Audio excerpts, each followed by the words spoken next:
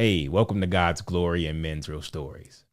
I'm excited that you would join us today for another great episode. And to all those listening for the first time, thank you for joining us. I want you to know that your story and what you may be going through right now, they matter here, and you're not alone. So don't worry about what chapter you're in, because God's still writing your story.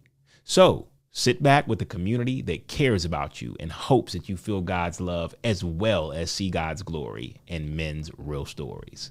So my special guest today was invited by my executive producer because he knew it was time for my guest to share some things on his heart that God said it was time to talk about it. So these conversations are extra special because, like many of my guests, I officially meet them for the first time when I open my door or turn on my computer, knowing that whatever God does in these times, it will be for our good and his glory. So I'm excited to welcome our brother, Steve Meyer, to the episode. What's going on, brother? Thanks. Great to be here. Yeah.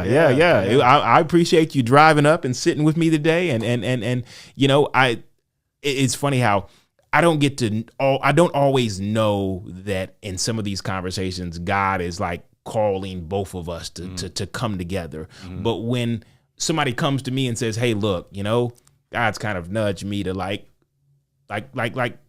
talk about things. I've only had that happen maybe one handful of times. Okay. And every time is special because it's like God's going to step into a setting where we both sit down. Mm-hmm. We may not know each other. We don't know, a lot of each other's lives, but we get to share through our vulnerability a piece mm-hmm. of our life mm-hmm. that will allow others to say, wow, man, that was like what God is doing in his life, what God has continued to do in his story mm-hmm. is special. Yeah. And it resonates with me mm-hmm. and allow me to feel like, okay, if he can say it, if he can talk about it, or if he can express that, or if he can talk about how he's going through those struggles or whatever, mm-hmm. why can't I? Mm-hmm. And so I'm excited you're here today. Yeah, that's so good. I love what you said, and I thought I'd just say too, I am so proud of this podcast and what it's doing. I mean, I've had the opportunity to listen some and hear some of the other stories and heard and listened and taken in what God's done through some of the other men's lives that you've had on here. So I just thank God. I thank God for you. I thank God for your ministry, and just congratulations on what you're doing, because it's really making a difference. I can already tell. So I appreciate that. Thank you so much. I appreciate that. So for the people who are like wondering, well, who is this guy, Steve? Like, and where did he come from? I'll give you an opportunity to just introduce yourself to my audience for those who want to know, like, well, who is Steve? Sure. Well, I been happily married for almost 38 years now this year. Wow, so that's the big thing. My wife and I have 3 wonderful kids, and 2 of those who are married to wonderful people, and from that have 4 grandchildren now. Nice. So, I mean, we're in that club. Okay. So that is a whole thing that's just amazing. Right. Time period to be in. Grew up a preacher's kid, throughout most of my life. So PK. Came from that. Yeah. Just enjoying a really good season of life right now. Still working, but, have just really been in a good place work-wise and life-wise and family-wise. Everything is all good. Nice. Right. So, yeah. Nice. That's really cool. Really cool. And I love when people come on and the first thing they want to talk about is the proudest moments of their life. I have a beautiful family. I have 4 grandkids. I have 3 kids, because when we look sometimes at our lives, we look at the proudest moments of our lives of what has come from us. And I recognize even in the Bible, that was something that God always saw fit to bless people with. It was the seeds that they wanted, the people to come behind them, because it gave them a sense of like, this is what I get to look forward to raising and to giving to this world, and whatever I put in them, it's going to be a blessing when I leave here. Yeah. They're gonna walk in the lineage that I've started, and so I recognize how important it is to see our family from a space of like this. These are the people who will be able to tell my story one day based on whatever my story was, whatever I share with them, whatever I put in them, whatever they saw in the time that I spent with them. And even your grandkids will even be able to have that story too. If this is the time that, do they call you Pawpaw or? Yes, I am Pawpaw. Pawpaw. Okay, I love Pawpaw. That's what I call my grandfather. And it was just the time that I spent with him. It like Pawpaw could do no wrong. I love Pawpaw so much. And even though he had his own things, in my eyes, he was one of the greatest men to ever walk this earth. Outside of God. So I looked up to him. He was the example in my life. So I'm sure that's who you are to your kids and grandkids. I hope so. Yeah. Yeah. I hope so. Yeah.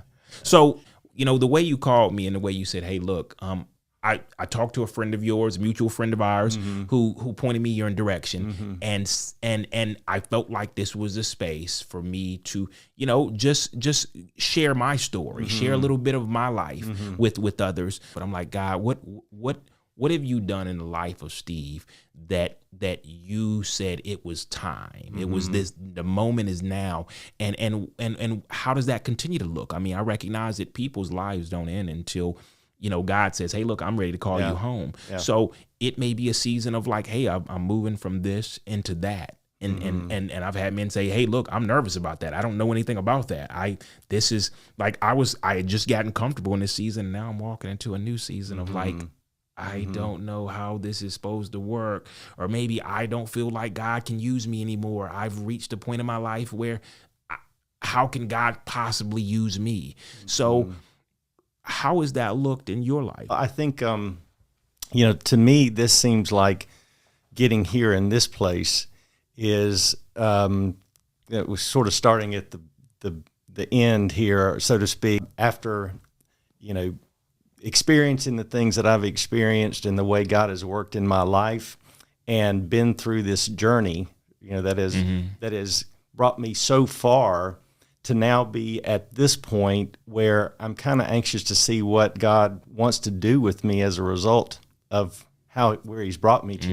And so in trying to figure out, talking with friends, talking with my wife about how can I share my story? How can I possibly be of help to somebody? I had this sense, that when we hear people's stories sometimes, and it's like, they went through a particular trial or they went through a very difficult time, and God saw them through that, and that's a wonderful thing to kind of hear. Right. I heard a lot of those stories back when I can kind of remember struggling in my particular difficulties that I've had, thinking, well, yes, I'm sure I believe that about God.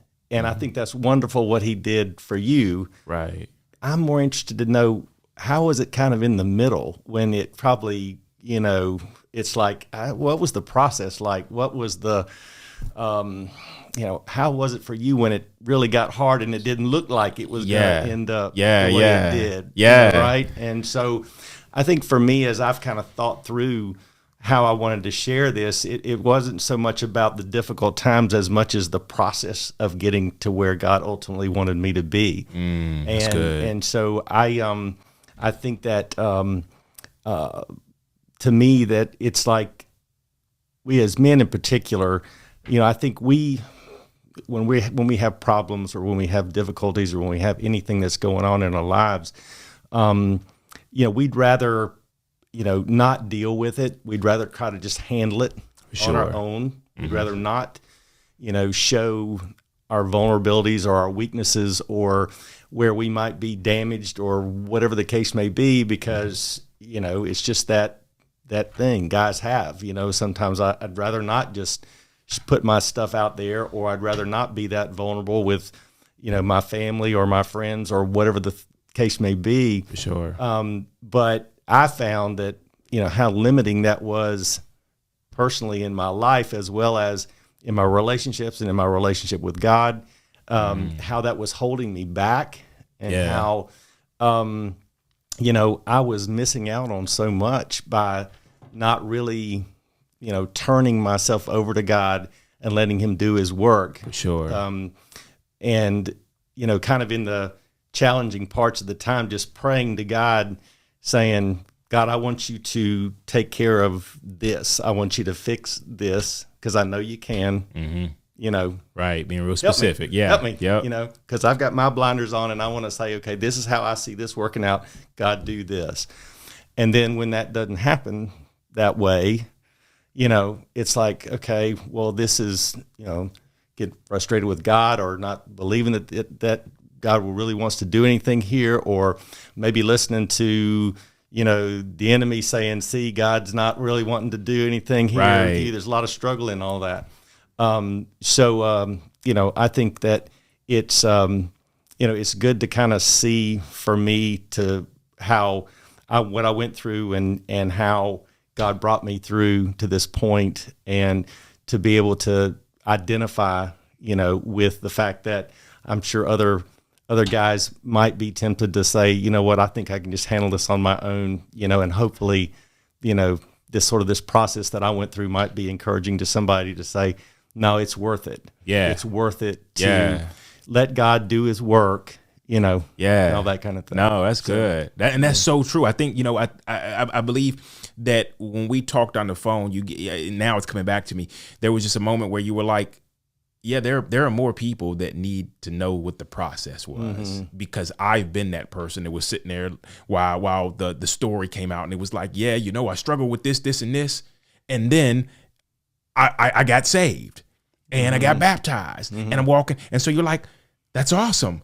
Okay. So but how did you get rid of that though? Or how did you move on from that? Or did it just go away? Or I got so many questions and you're not answering them with that short testimony.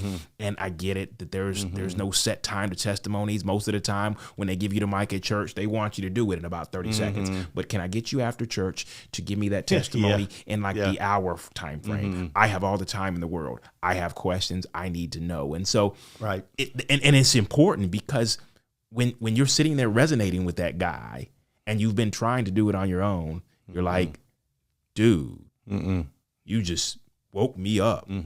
This is the wokest I've ever been in church because somebody just spoke to my pain. And that's not happen often because like you said, men are like, we showcase this facade that everything's good. I'm straight. Life's great, brother. Good to see you today. Family's great. Everything, we go through the whole motions of everything's good, where when we're not good, we feel like we have to pretend to be good until somebody else says, bro, I'm not good. Okay, neither am I. Let's talk about it. Yeah, exactly. So it's always encouraging to know that somebody is willing to share their full testimony and not just the, God saw me, he met me on that road to Damascus, changed my life, never looked back. What happened before Damascus? We don't need to worry about that. Just nothing like that. Nothing major. Just some things.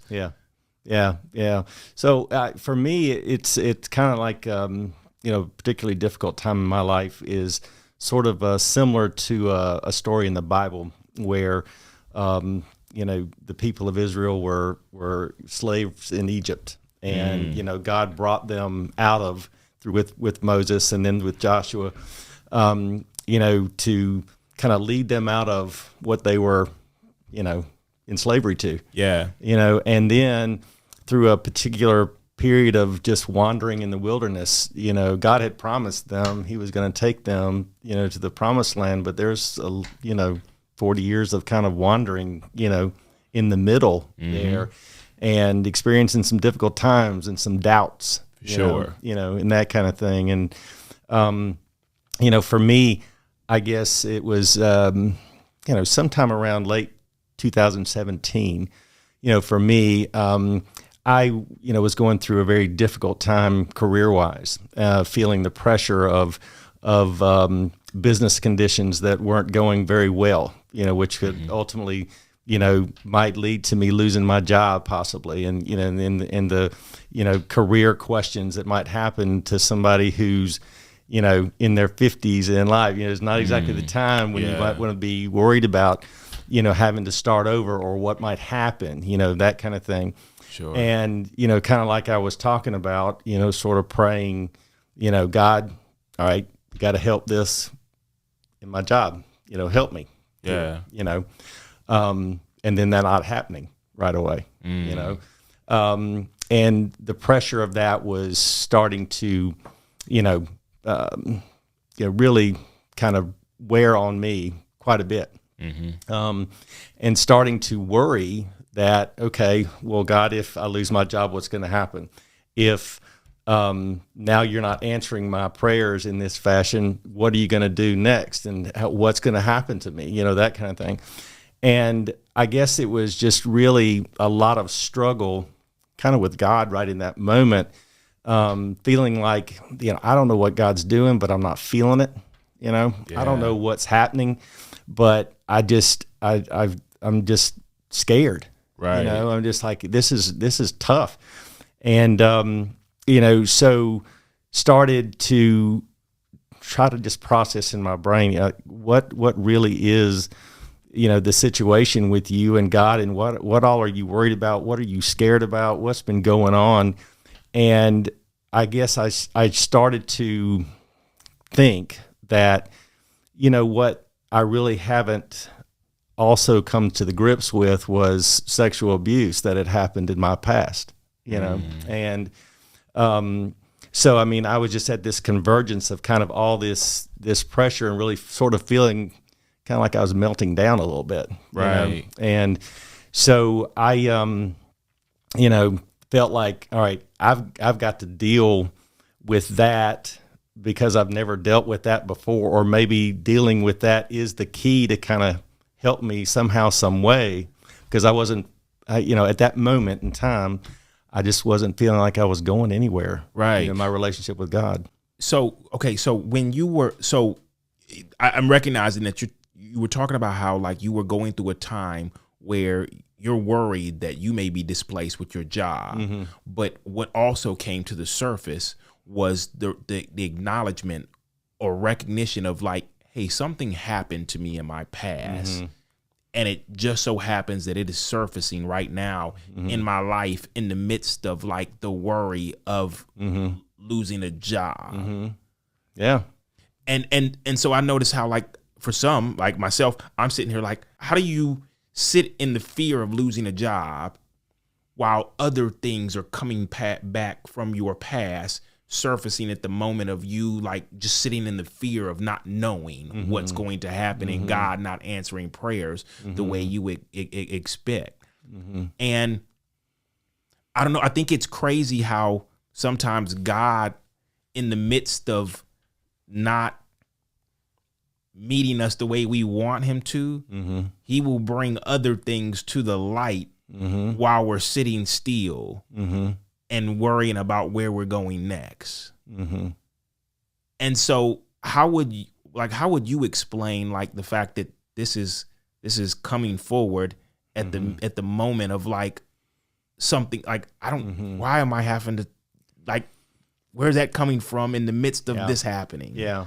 Well, I think I can explain it now that I've been through it all. I think I can, at that moment in time, it's hard to understand. It's hard to reconcile why is all this kind of coming to the surface now. And the luxury of being able to look back at that particular time of all this and say, well, I think it really is that God said, I don't just want to fix your immediate problem. There's a lot more work that I want to do for you in your life. There's a lot more healing that I want to do. There's a lot more that I want you to overcome. There's a lot more that I want you to be strengthened by my faithfulness. Yeah. And there's a lot more that I'm trying to bring you to this place. Yeah. And it's such an interesting thing because, dealing with that kind of abuse, it's like that's something that you'd really rather not relive. It doesn't matter what kind of abuse. But I mean, I'm just saying that what God's asking of me at that moment in time was to kind of start to face stuff that, I thought about almost every day, but I did not want to deal with. I hadn't told anybody, and I just, it's just something that I've carried. So I guess it's really kind of, interesting how I think God brought that to the surface even more in a way to say, now's the time we're going to get to work on this. Yeah. No, and sure. So it seems like it must just have been that the way, everything worked out. I did share that with my wife, that I had that experience in my past. Felt like that I at least needed to do that. To kind of just say, hey, you know what I'm going through work-wise. You know that everything's going on, but this must seem to be what's happening here with me, and I don't understand it, but I feel like now I've got to start being open about this. With her. So, immediately started, going to counseling for that, to try to, say, okay, I don't know how to deal with it. I don't know how to handle this. I don't know, how this works to try to overcome this kind of thing. And so got connected with a counselor and really started doing some good work there early on for, a couple of months, to then lead up to the fact that, well, you know what? I just realized I did lose my job in the end, at this point in time. So this all happening at the same time. And it was probably out of work for about 13 months or so, something like that. Wow.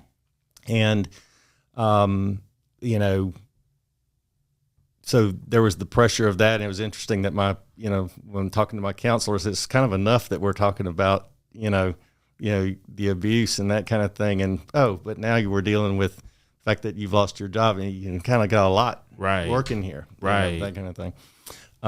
And I, in that early time period, it was, I still didn't know what God was really doing. I still didn't understand what was happening. And still, my full-time job became trying to find a job while going through counseling, while do all this kind of stuff.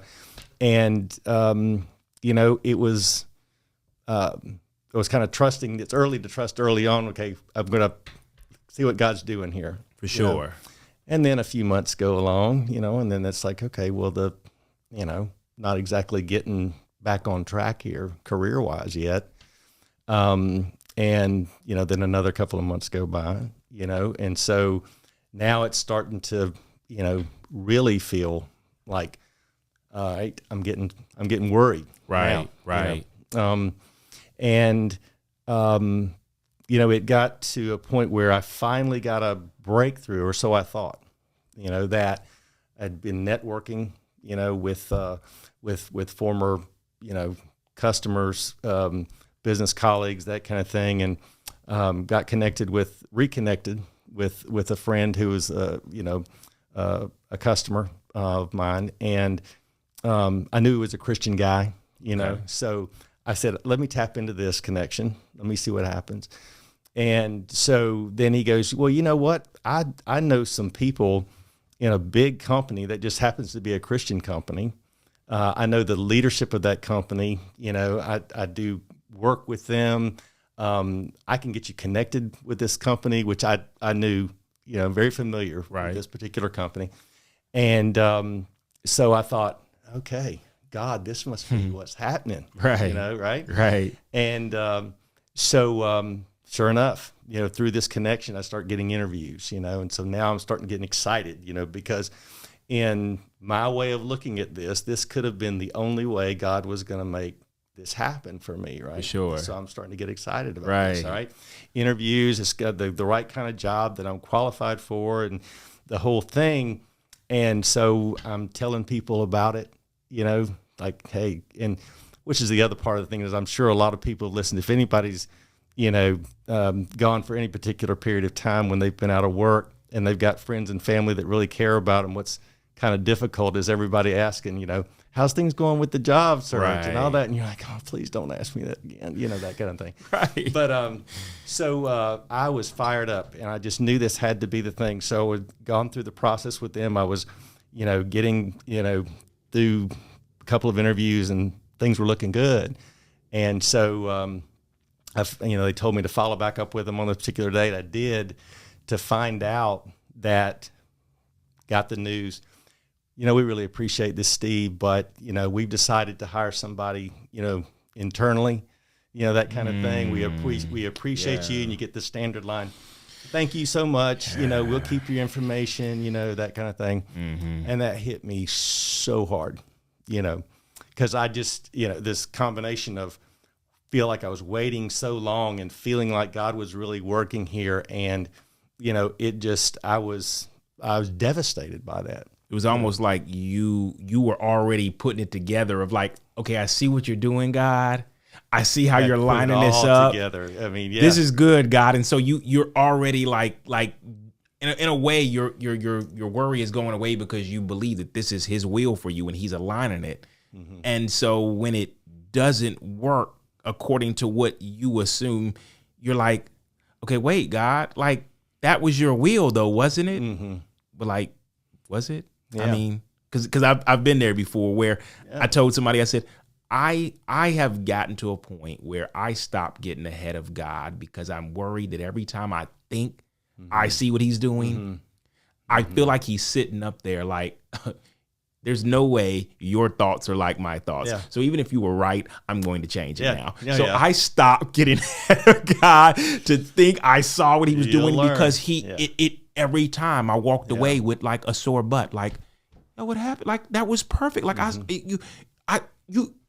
couldn't have wrote a better story. I just knew that was your story for me. Yeah. And it's not. So why? What are you doing? Yeah. I've been there. Yeah. And so in that particular moment for me, the conversation was a little bit more than, God, why are you doing it? I was really feeling it. And it's like, my wife used to know that, when it's for Steve, when he needs to just go and deal with something, he needs to just get in the car and take a drive, somewhere. And so on this particular occasion, it was like, I was mad, upset, worried, feeling like, I pushed all my chips in, like you said, and nothing. And so I had to get out. I had to go and drive. And, just feeling probably the most frustrated with God because I felt like he was just messing with me, and I felt like, and when I say that, my conversation was, not something that I'm proud of, but I mean, I was, I was saying God, and I'm using language that I don't use. I mean, I'm God, what the heck, everything, I don't get this, God.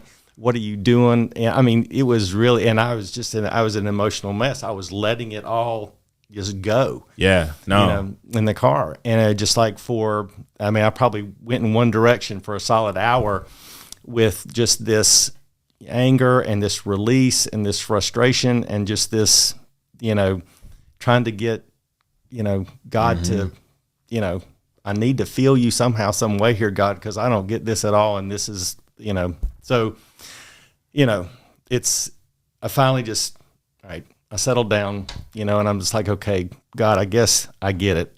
There's nothing that I can do. I mean, you're going to have to do this. Yeah. Because I don't understand, and God had been faithful to me in the past, even though I probably wasn't as mature in my faith to sort of rely on that in that moment. But I knew enough to go, I do know you exist. I just don't understand this. So I've got nothing. You're going to have to just do this because I don't know what you're doing. And I'm freaked out about this. This is making me crazy, literally. And, so I, let it go for about another 15 minutes down the road, and I got to hear something, so I turned the radio on, and I like all kinds of music, but, I feel like, okay, let's get some Christian music kind of going here and see if I can hear anything from God, right? There, yeah. And so, I started getting these messages, through what I was listening to, that it was like, I'm approved of, I'm already loved, I'm already, totally, loved by God enough for him to sacrifice himself for me. For sure. And so, why should I feel like, he's not going to take care of me. For sure. And part of the fear and part of the thing too, when you go through counseling for abuse, it's like, you feel like you're damaged goods, to a little bit, right? Yeah, and so you try to mask that because you don't want that exposed. So I guess probably bringing that emotional component into this too with my relationship with God, I just, I didn't really let God even have that. Right. Of it, right? So, this was kind of a cool thing where it's like I finally started to hear, that who I was, was what God thought was beautiful and what he loves, and not what I kept thinking about myself was that, I had this in my past. I have this problem right now that I'm going through career-wise, all the stuff. Mm-hmm. So I was finally able to see, what God was saying about me, that I wasn't, all my stuff was clouding my focus that I couldn't hear before. Yeah. And in that moment, that was kind of a sort of a miraculous time for me where I started getting that, and I started getting some peace. And,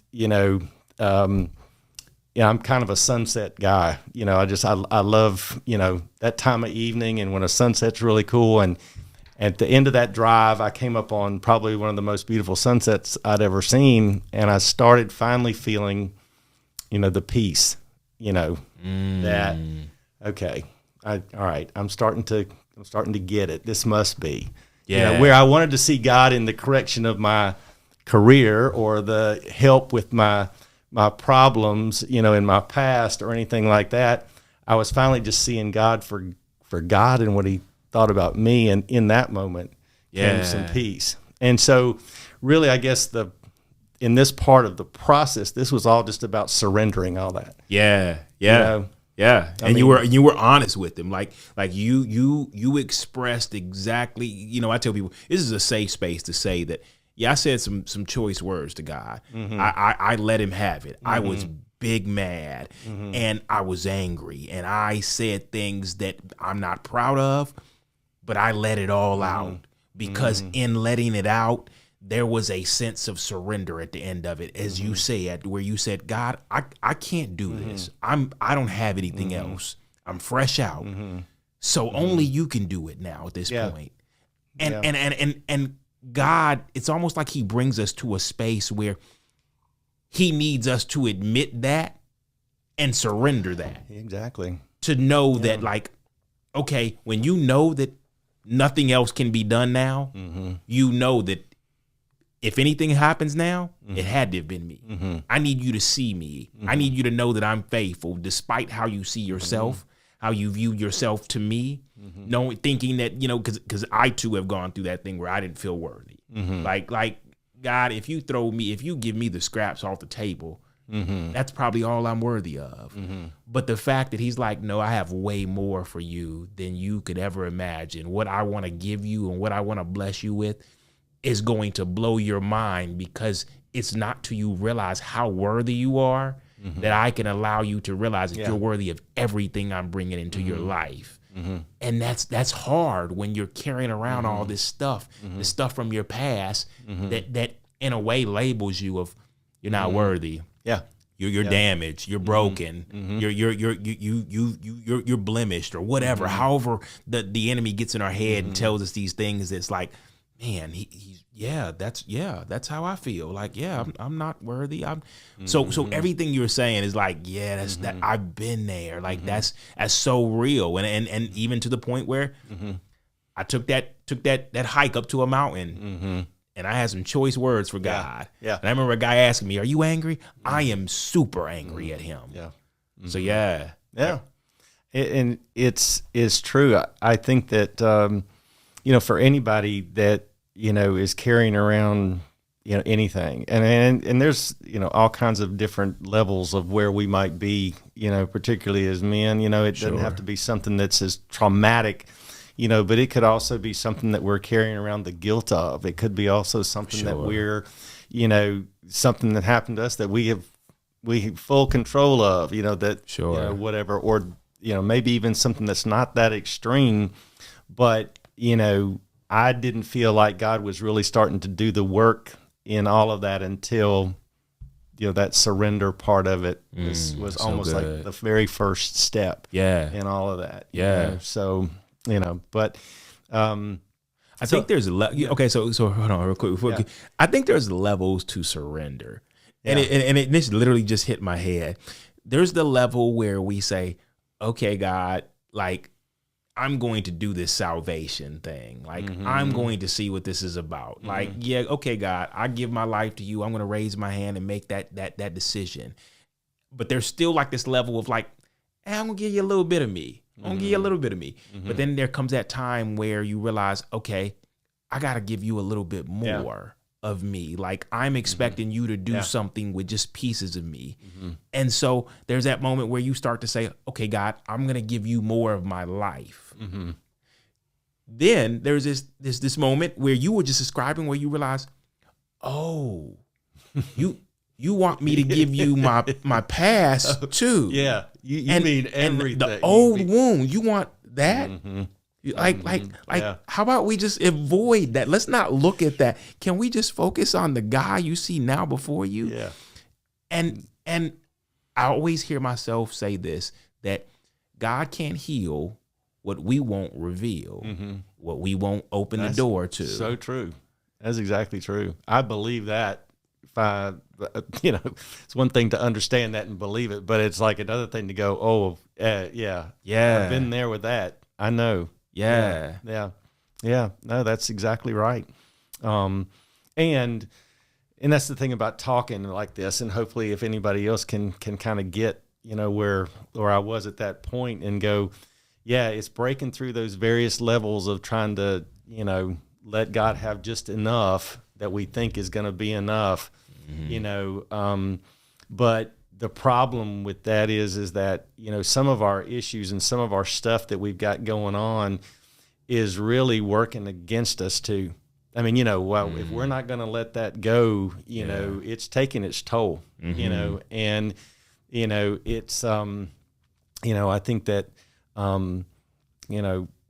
to go through that part of it, like you said, with letting out the various levels of surrender and understanding, this is what it really means, to say I've totally got to, let it go. And even in that point, is to say I've totally got to accept the fact that this is what happened to me. I've got to totally accept the fact that, my career is totally in your hands, and it may not be, something that I want to do or ever saw myself doing to earn a living, and so it's at that moment, it's almost like I'm really stepping out.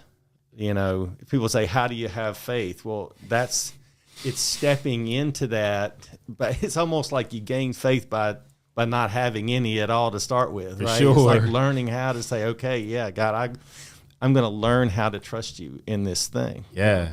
And so, from then on, it became kind of like, okay, I'm in this particular place and in this spot, and then going, okay, God, what do you want me to do now? And at that point, it sort of changed from surrendering to now just being fully obedient to what I felt like was coming in front of me, so that, I could get it, Right. And, people's like, well, what does that mean to be obedient? And in my particular case, at that point in time, it really kind of meant doing pretty much everything I didn't want to do. Yep. And, it was a big range of everywhere from, really leaning into my counseling, and getting, everything, all the possible help I could get, and then advancing through the steps, that I knew were coming, but that I knew I didn't want to do. I mean, it's hard to tell your parents what you've been through. Yeah. It's hard to tell your kids what's happened. It's hard to get to a place where you're going to really need to, share with some people what's going on, and don't know how they're going to respond to what you're going to say. So you begin to build a story of like, what if they respond like this? What if they don't respond at all?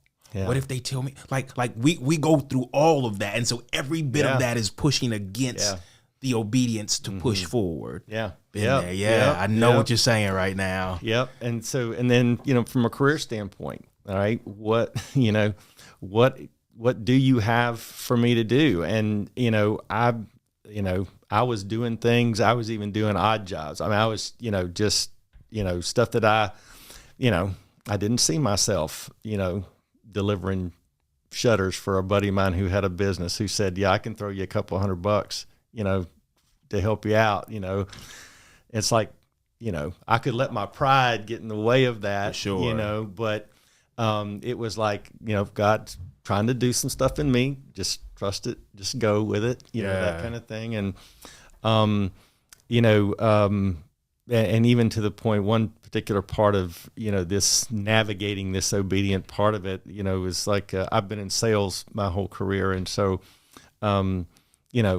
my wife and maybe another friend suggested, well, you could sell real estate, get your real estate license. Sure. A lot of people sell houses. It's, you can jump right in and do all that kind of thing. And for whatever reason, I didn't want to do that.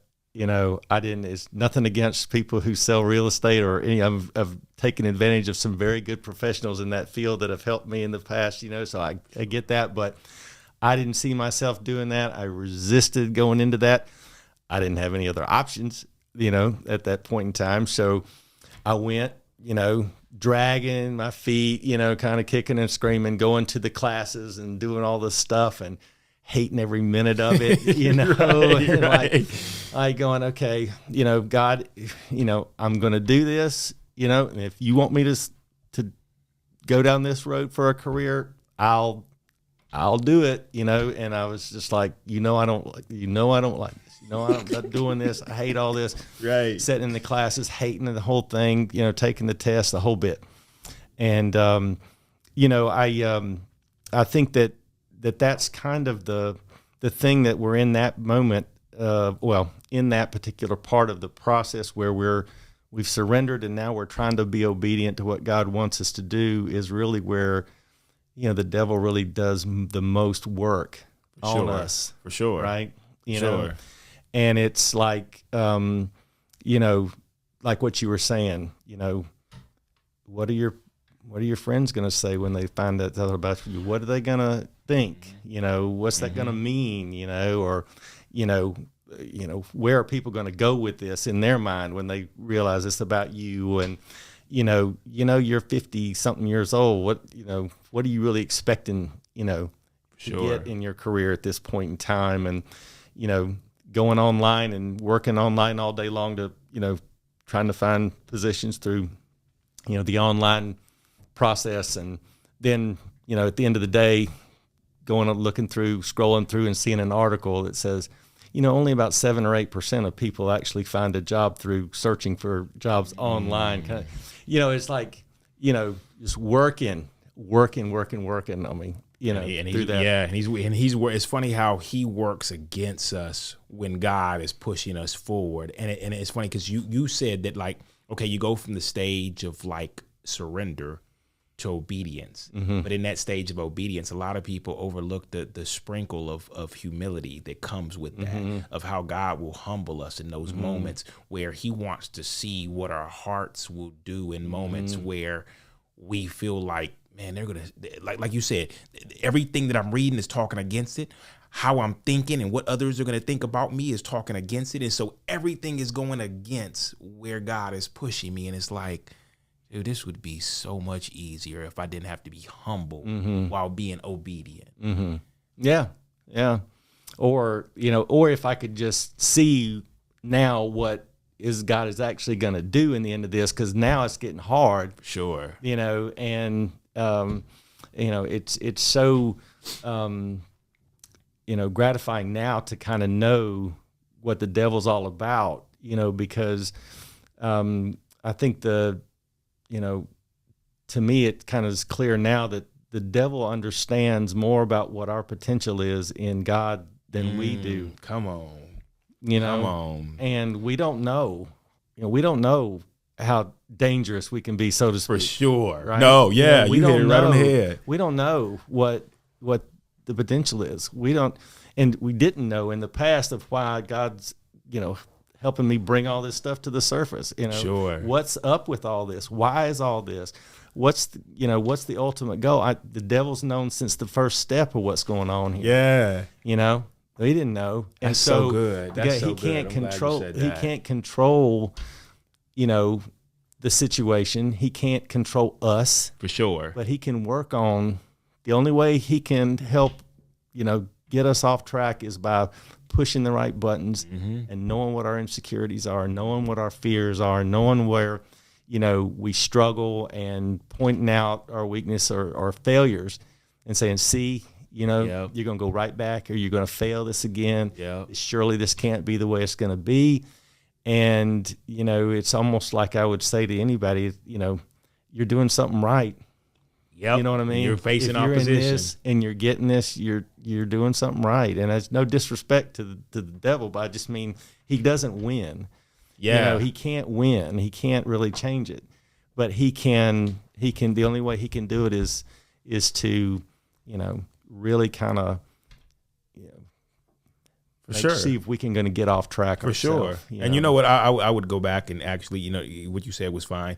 All disrespect to the devil, because you're right. That is his tactic. Yeah. He I so resonate with this, because I recognize that when he knows what God is calling us up to, and he starts to see what God is shifting as he starts to bring out old stuff that we have to address, and he sees us starting to unveil who God called us to be, he's like, oh no, there's no way I can let him get out with that. There's no way I can let God use that in him. So if I can do everything in my power to convince him that, man, listen to me, like wait till they find out about that. Or don't you know how they're going to look at you when you hear it? Everything goes on in your head. He will attack you so hard to where it, and I've heard this before, but it just goes right over your head when you're in the midst of it. But they say when you're facing so much opposition, when you're facing so much backlash and you're getting hammered, there is something that is trying to keep you from moving forward, because it knows what happens when you move forward and you keep pushing forward to whatever God is calling you into. So if he can get you to turn around, if he can get you to turn back, if he can get you to agree with him, or even make a deal with him, or come to some type of truce, he can stop whatever God is trying to bring out of you. Yeah. And when I realized that in my own story, it was like, my goodness. Yeah. I say it from time to time, that the time that the devil tries to use for his advantage is when we're younger. Because if he can break us, if he can take us apart, if he can make us to feel unworthy, feel unused, unseen, everything, then that he knows that he may be able to have an advantage when we get older, because he's already killed the king early in the game. Yeah. But if we can realize what God put inside of us, if we understand what's there and that there's an attack on that, man, listen. Yeah. Yeah. I think, fortunately for me, going through counseling kind of helped me kind of do battle, with the devil in that situation, because, when if you're carrying anything around, or if something's happened to you, like me, or anything, any particular circumstance or whatever it is, we dwell on it. Yeah. Right. Or it's easy. It's such an easy, anything can trigger us to go right back to our worry, to go right back to, feeling the shame, or feeling the guilt, or reliving what we've done in our past. And what I've found out, when, again, through the counseling part, is it's like a physical workout. Anything that we exercise gets stronger. Well, emotionally speaking, it's the same thing. When we're constantly dwelling on the stuff, the crap, the whatever it was, it's so easy to go right into that thought process. It's so easy to go right down that rabbit hole. It's so easy to have, be preoccupied with it, because it's there, by always falling into that mental thought process of all that again, every time we go down that road, it's like it's easy to go down that way. For sure. And so, the flip side of that is, it's almost like a weighted scale. All that stuff is so heavy, that, to be able to get to like what God says about us and what the truth is and all that kind of stuff is, we're so weighted down, that mentally I had to force myself to start remembering how faithful God has been to me in the past. I had to understand through, what God's trying to say in the Bible about how valued I am, how much in control he is, of me and my situation. It's almost like affirmations, it's like trying to go that route and trying to exercise those truths. Sure. Yeah. It's almost the other side of the stuff is really not all that true, but the truth, and so exercising that mental process, I started to get stronger in that, then all of a sudden, the balance starts coming down. And when it gets a little bit easier to, all right, I'm about to hit a trigger point here. I've got two ways I can pivot. I can either go back down the rabbit hole or I can go back and say, you know what, I got a little juice here when I started to remember how God really is in that moment. Well, you get stronger from that. Right, for sure. And that also might mean, kind of going back and realizing, during that particular time period of all that, thankfully in my wife's work, her business was doing very well. So, there was, the money was, we were okay. And, my daughter, told us she and her husband were expecting our first grandchild at that time. Our middle son had just gotten engaged, all these things that were things that I go, okay, if I really look back on all this stuff, that's also going to help me understand, that while I'm right here in this place, the devil can do what he wants to do and he can say what he wants to say, but I'm trying to figure out how I can counteract, what is being said on this shoulder versus what's being truthfully happening on the other side. Yeah. And it's almost like as I started getting bigger on that side of the ledger, my problems and my worries and everything started getting smaller. For sure. Yep. And, I think this is what ultimately I think God was after all the time, is just like, I need you to finally get through all of this where, what's in your past is what was in your past. And that can, that can do, I want to turn that from being a constant black cloud into a memory you can pull off the shelf and you can say, look, I can tell anybody about this now because I can really, I've got a different story to tell from it. Yeah. And that part of that side of, learning when I was being obedient is like, okay, how do I get the juice to fight off the enemy and all that? And that's, kind of where that went. No, that's so good. Okay. So, and I man, that was good. So I want to first of all say that I'm so glad that God found an opportunity to pause your life and turn you inward to say, hey, look, you know what? We need to build you up. I need to build you up based on how I see you, because I know how you see you. I know how you look at your past, but how I see you is so much more important, but it's going to take you into the next place I'm taking you, because you're right. I love how you use the balancing, and that we're a lot of times we are so heavy on how this world sees us, how our friends see us, how our family sees us, and we live out of that. Instead of saying, God, in spite of all of that, how do you see me? And can you encourage me to see myself that way? That way I can turn away from how everybody else sees me or how I want them to see me to how you see me. Yeah. And I believe that. Like I believe that I am your child. I am chosen. I am called. And I may not know what I'm called to. I may not know what I'm chosen for, but I know you chose me. Yeah. And there's still value in me that you still have. You give me breath every day. I wake up every day for a purpose. What is that purpose? Yeah.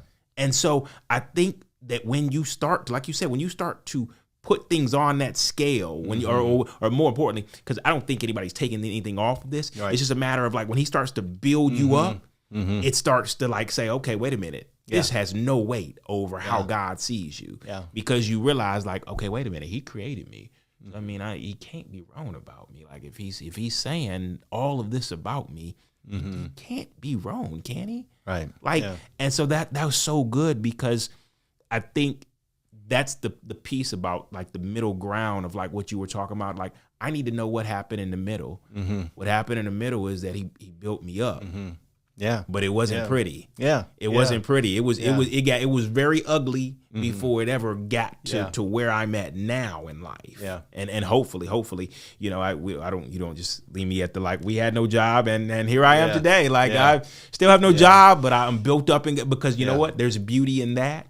But I know that, like you said earlier, we could walk around, and I know you referenced the Israelites. We can walk around in the wilderness for years, seeing ourselves one way, living out of hurt, living out of pain, just saying, hey, look, man, I don't feel like dealing with that today. And he will let us walk around until we die out, literally. Yeah, yeah. But he has so much more for us. So when we choose to say, hey, look, you know what? I'm tired of walking around in this circle. Yeah, it's like, okay, well then what does that look like to not walk around in a circle? And he's like, well, it ain't gonna be no cakewalk now. Yeah, right. No, it's not gonna be no cakewalk. Yeah, yeah. It's I've thought of it like playing basketball on a team and you're out there in the game and you're playing hurt or you're messing up. You're not doing what you're supposed to do. You're not listening to the coach. You're not whatever. And so, coach is gonna pull you right out of the game and sit you. He's going to say, come sit by me for a while. Yeah. You know, and, you know, it may even feel like you might be sitting there for a while and you go, okay, I understand. I'm ready to get back in the game. Right. I'm ready to get back in the game. And like some coaches will do, I hear him down here saying he wants to get back in the game right now, but I'm not even going to acknowledge that. For sure. Right, until I'm ready to put him back in the game. For sure. And that's hard to sit there, you know, while you think you're ready until – you know, the work gets done. You're able to get back in the game and be better out there when you came back. For sure, because you're not weighed down now. Yeah. Like now you're walking you're walking completely different. I would say it's almost like when Jacob went from Jacob to Israel.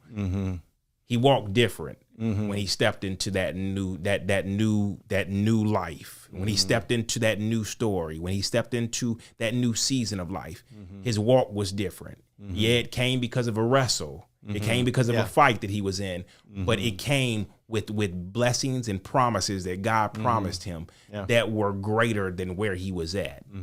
Even though before he was looked at as a trickster, as he was looked at as someone who you couldn't take, and it's funny how I recognize that he even found himself surrounded by people like him who were tricksters. But the second he walked into the favor of what God was doing in his life, that's where we start to see a new story, a new turn. It's like a pivot of like, okay, who is this guy? And so I see that in our own lives of where we step out of things and step into the hard spaces. Okay, this 11-day trip, what should have been 11 days from the Red Sea to the Promised Land. We've taken the 40-year route instead of saying, I want to take the hard 11-day route. I want to take that 11 days. Yeah, it may take me years. Yeah, I might be in therapy, counseling till I die, but I recognize the benefit of it. I recognize that every time I step out of there, and that was a lot of heavy work that happened in there. But I'm walking out a little bit freer. I'm walking out a little bit lighter. I don't have things that are weighing me down that are reminding me of who I was in my past, but now I'm seeing myself in a new light. Like, I left that behind. I surrendered that to God. Yeah. Because like you said, like I said, it's stages to the surrender. It's like, okay, God, forgot about that. Here you go. Yeah. And I think, the good thing for me at that point through the whole process was that, it was that I was continuing on, and I was really getting a lot of steam just in this built up relationship with God, even though, things were really progressing well from a counseling standpoint, from an abuse standpoint, but I still didn't have the job yet. Yeah. It really was after it took, like I said, it took 13 months of that process, right? Before, God said, through my former boss, where I lost my job, he called me up and said, "Hey, I think I've got a line on something for you."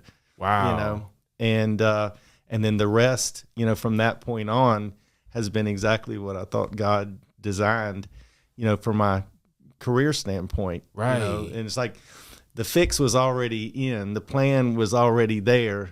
It was like I needed to go through, what I went through. Right. And, my wife will tell you that I am, from the transformation from where I was to now the last, 5 years or so of my life is I'm such a different person. I'm such a different, it's like I feel this love from God, the faithfulness from God, the way he proved himself to me, way more than I ever have.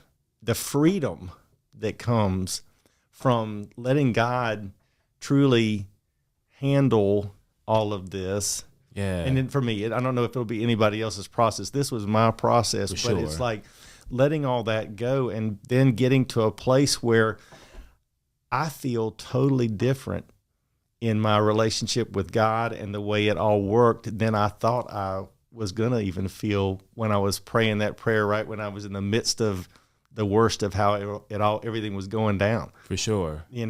And I think, in the Bible, it says in Romans, is one of the, most popular verses, God works all things for good for those that love him and are called according to his purpose, right? People recite it that way most of the time, and that's how we kind of know it.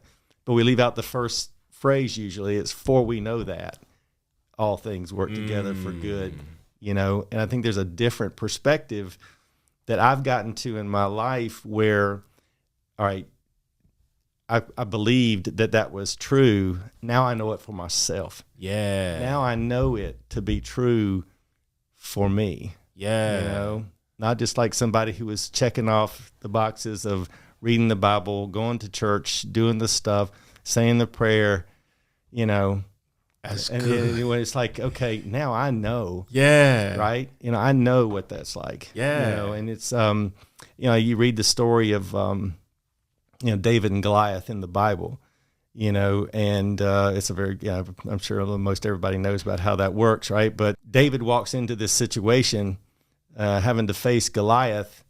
And it's interesting what the Bible doesn't say happened. It doesn't say that David immediately got down on his knees and prayed, God, make Goliath go away. God, make Goliath go away. Oh, that's not the way it worked. Come on now. Right? Yeah. It's not the way it worked. No. David ran toward him saying, I'm going to take care of business right today. God's on my side. Right. And I'm about to do work here.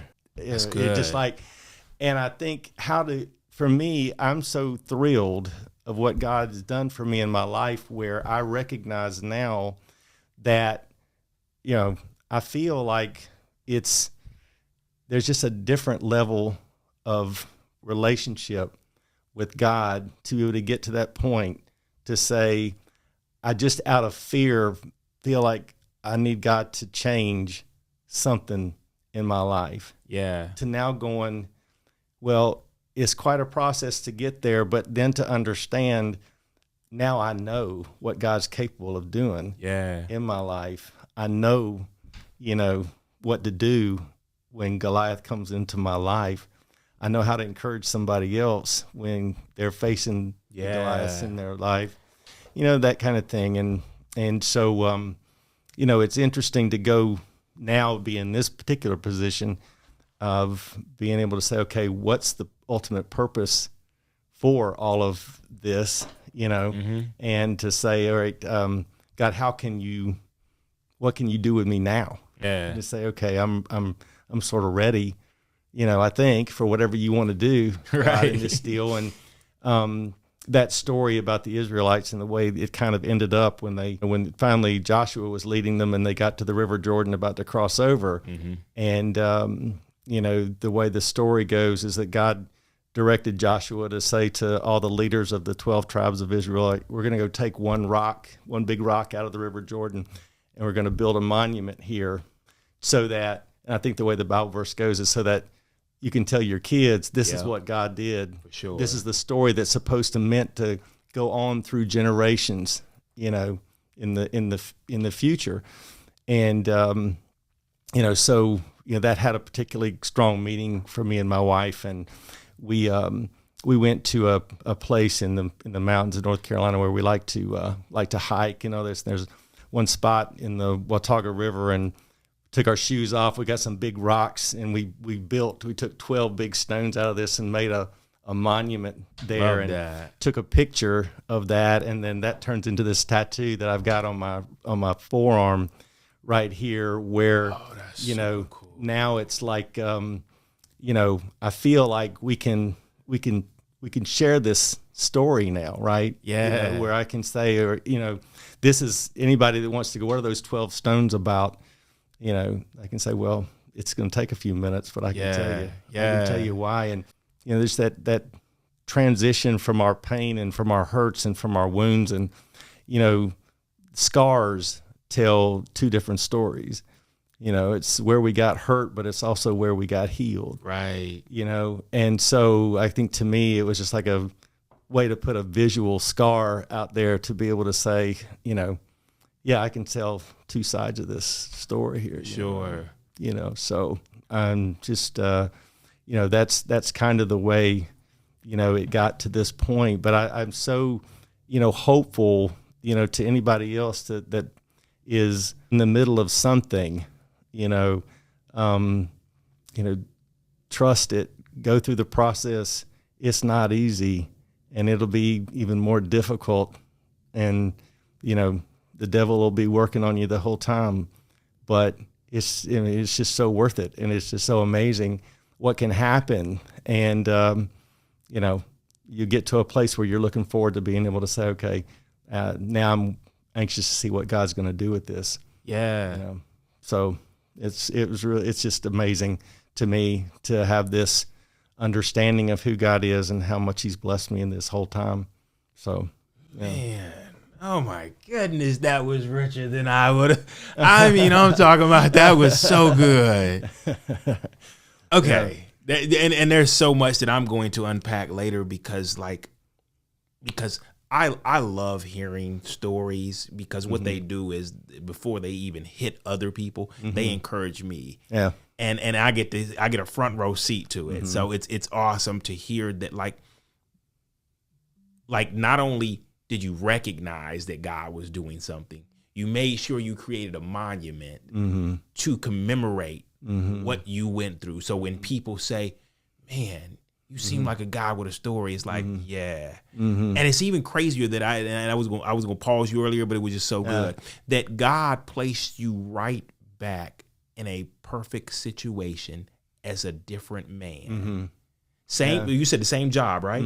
Oh, well, yeah, same type of career path. Right, okay. But yeah. So back in a career path, but just a different man now. Not the same man that was in that same career path. Oh, exactly. Yeah, and, totally different. And it makes me just think about how God will use us. He will take us. He will pluck us. He will say, hey, look, it's time to turn some things over in your life. Yeah, you might not be ready. Yeah. Honestly, maybe if the job had never like gone the way it did, maybe you might not have taken the journey. Yeah, absolutely. But in recognizing that God's plan And his the way he writes our stories is far greater. Even when we're like, dude, you could just let me in on just a little bit of this. Like, please tell me what you're doing. That might have been. But you know what, though? I always say that if he had done that, it wouldn't have required any faith. Yeah. It wouldn't have required us to continue to push forward. And that's what you did. Yeah. And I love that tattoo, by the way. That is super cool. Yeah. Thank you.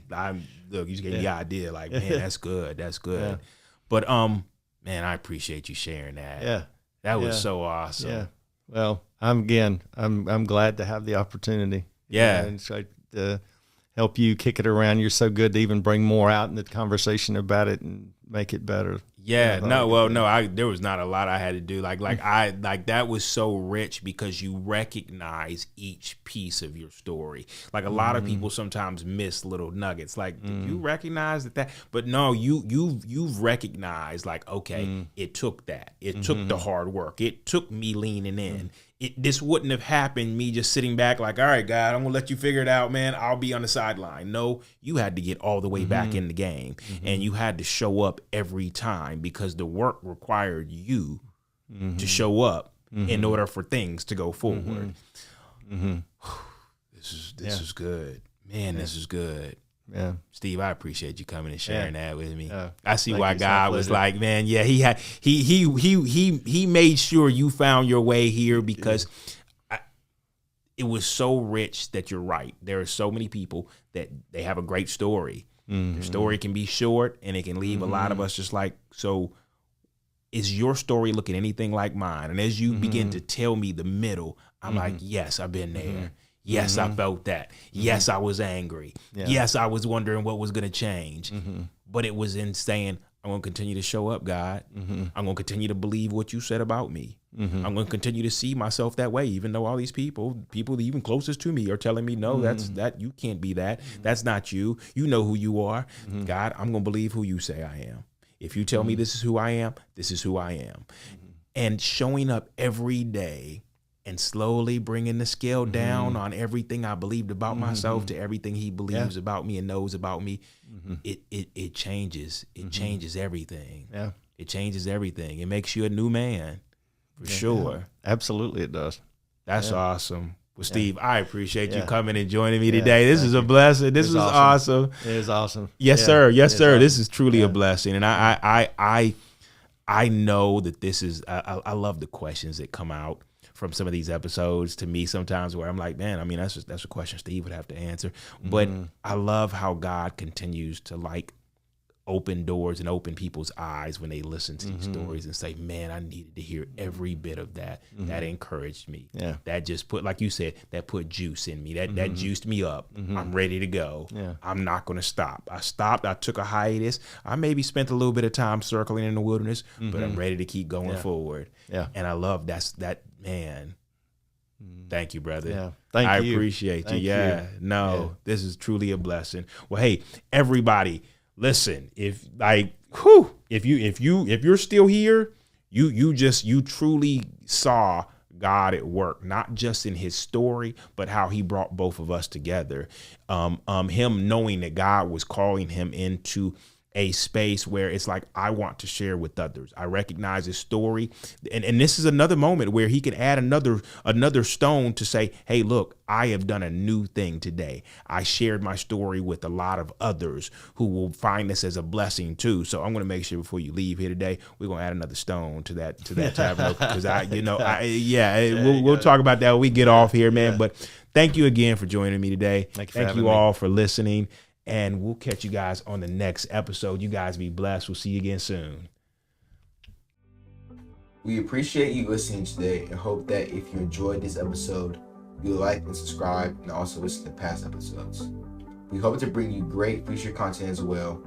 Please comment your thoughts on this episode as well as leave any prayer requests below so that this community can pray alongside you. Also, don't forget to follow us on Instagram, Twitter, TikTok, and Facebook at God's Glory and Men's Real Stories.